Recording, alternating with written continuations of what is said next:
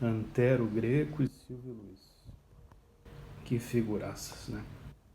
E infelizmente até do mesmo dia o Washington Rodrigues, né, conhecido como Apolinho lá do Rio, também faleceu. Então quer dizer, no mesmo dia nós perdemos três ícones do jornalismo esportivo, né, brasileiro.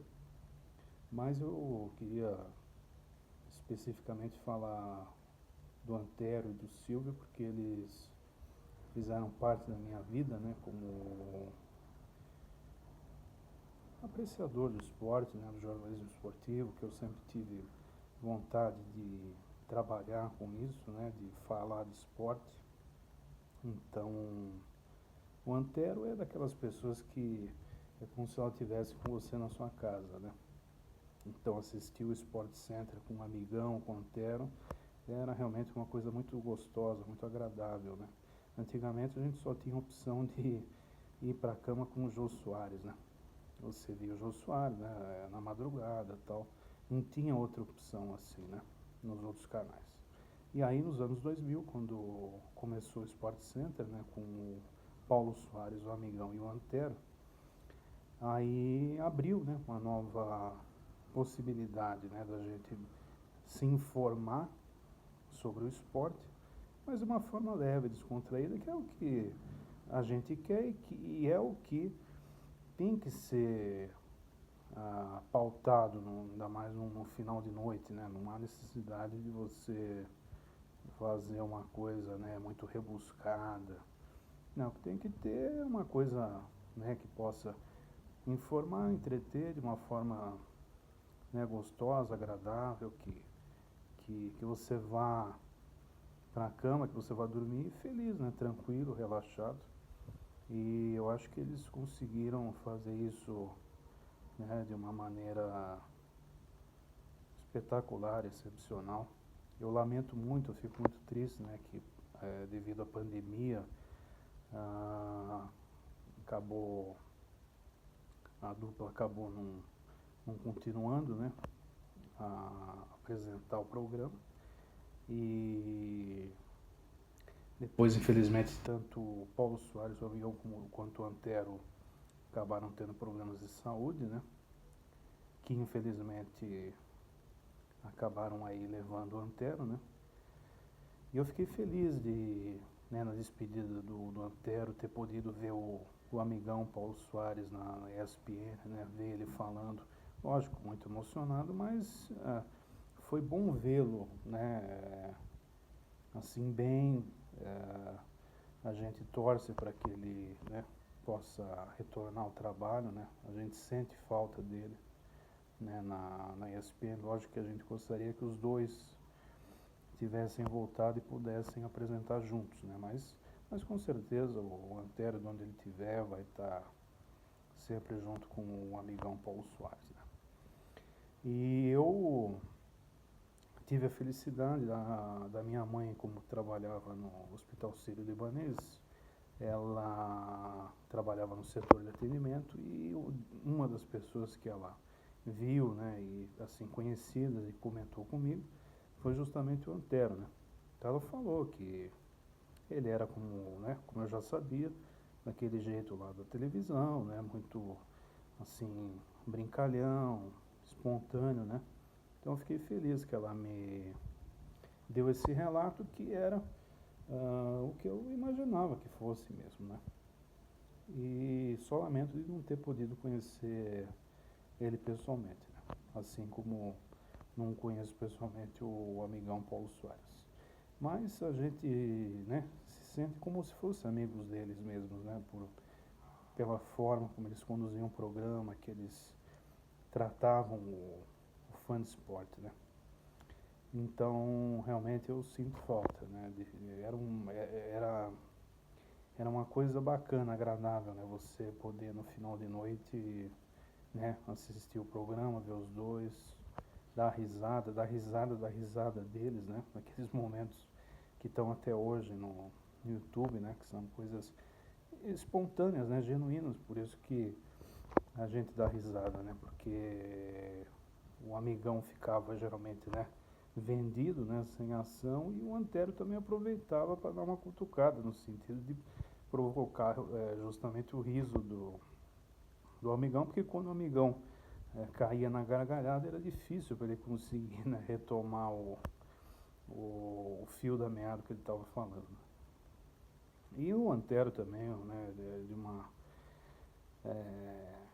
espontaneidade, né, de uma simplicidade na forma de abordar os assuntos, né, sempre procurando que todo mundo entendesse o que ele estava falando, né. Então isso que é agradável também, né, a pessoa não querer usar uma linguagem rebuscada porque está na televisão e, né, que esse que é um grande problema, né, que a gente tem hoje em dia. Às vezes as pessoas querem falar para elas e não falar para os outros, né. Você está na televisão para falar para os outros, para você expor sua opinião, mas de uma forma que as pessoas entendam o que você está falando, né. E aí justamente que eu entro na segunda pessoa que foi muito importante para mim nessa área do jornalismo esportivo, que é o Silvio Luiz, lógico, né. Eu tenho as maiores lembranças do Silvio, porque principalmente naquela época que ele trabalhou no SBT, nos anos 90, né, que o SBT tinha os direitos da Copa do Brasil, que naquela época a Globo meio que deixava de lado, né, ela só foi se interessar por isso mais pro final dos anos 90 ali, 99, 2000, sei lá. E aí, inclusive quando o Corinthians ganhou a Copa do Brasil em 95, os direitos eram exclusivos do SBT, né? E naquela ocasião foi o Luiz Alfredo que fez a narração. Mas o Silvio trabalhou em dezenas de transmissões, né? E era muito engraçado, porque é o que ele falava, né? Eu ouvi várias entrevistas dele, né? E porque o jogo você já está vendo o jogo. Então você não precisa que o narrador fique te dizendo o que está acontecendo, porque você está vendo o que está acontecendo.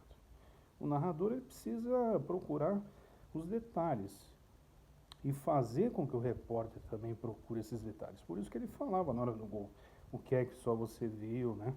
Para trazer alguma coisa de diferente do normal, do trivial, né? Então o Silvio, ele quebrou paradigmas, mas ele trouxe ele quebrou barreiras. Ele, nos anos 80, né, na Copa da Espanha, eles fizeram pela Rádio Record, quer dizer, eles falavam, tinha uma propaganda, você abaixa o volume da televisão, desliga o volume e veja na televisão e ouça pelo rádio, né? Que foi uma coisa que teve muita repercussão, né? Teve muito sucesso essa campanha, né? Mas justamente o sucesso foi devido ao talento, né, ao potencial enorme, gigantesco do Silvio de saber contar os fatos, mas não aqueles que você está vendo. Os fatos que você não vê e que têm a sua importância. E também, que é muito fundamental, quando o jogo está muito monótono, muito chato, ele procurava dar um tempero, dar um molho, dar um caldo para aquela transmissão, né? Então eu me recordo que na época do SBT, ele, às vezes, né, que o celular estava começando, ainda era aquele tijolão, né? E ele ligava para as pessoas, acho que até para a Hebe ele ligou uma vez, comia aquela batatinha Ruffles no meio da transmissão, fazia aquele barulho, né? Às vezes alguém ligava para ele também. Então, quer dizer, ele fazia uma série de coisas para animar a transmissão quando era um jogo, né, que é meio chato, que às vezes acontece, né, um 0-0, ninguém quer nada com nada, né? Então precisa realmente disso. Então o Silvio, já lá nos anos 80, eu falo dos anos 80 porque foi, né, de onde que a gente acompanha, mas desde o começo do trabalho dele como repórter, ele sempre procurou fazer a diferença, né? E então essas coisas que tem hoje em dia, tanto dos canais de esportes, né, que as pessoas acham que estão inventando a roda, na verdade ele já fez isso há mais de 30 anos, né, que ele estava à frente do tempo dele, ele sempre esteve à frente do tempo dele, talvez por isso que ele viveu tanto, né, porque ele sabia se comunicar com as gerações, né, as passadas e as futuras. Ele nunca esteve ultrapassado, tanto que ele morreu trabalhando, né? Ele fez a final do Campeonato Paulista, ele até passou mal na ocasião, né?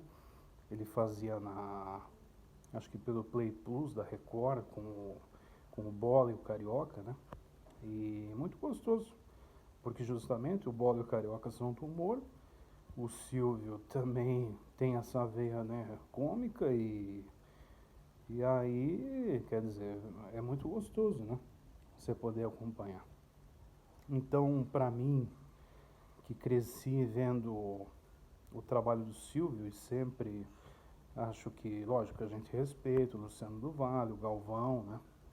Mas eu sempre gostei do Silvio por causa disso, porque ele era diferente, né? Lógico, a gente, né, vê a narração do Galvão, até o Corinthians, né, foi campeão do mundo, o Galvão estava lá, tal, o Luciano naquele Mundial contra o Vasco, no Maracanã, mas para mim o Silvio ele é muito especial, muito importante para mim, como para quem está né, como telespectador acompanhando, né? Então realmente essas duas pessoas e elas terem partido no mesmo dia, né? É uma coisa até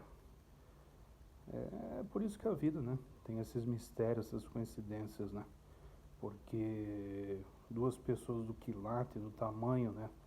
Da importância do Antero Greco e do Silvio Luiz terem deixado a gente no mesmo dia, realmente né, já seria uma perda muito grande, uma só.